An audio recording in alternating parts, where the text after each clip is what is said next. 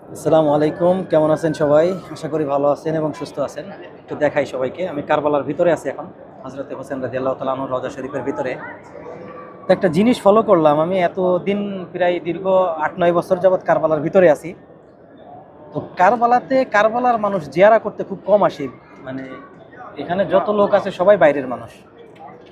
মানে ইরাকের অন্যান্য জেলা আছে, অন্যান্য দেশের আছে।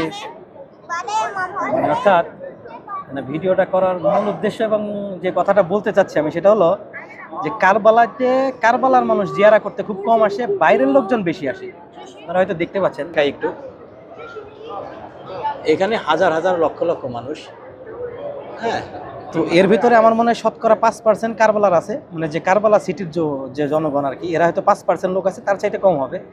আর তার চাইতে বেশি হচ্ছে বাইরের লোক।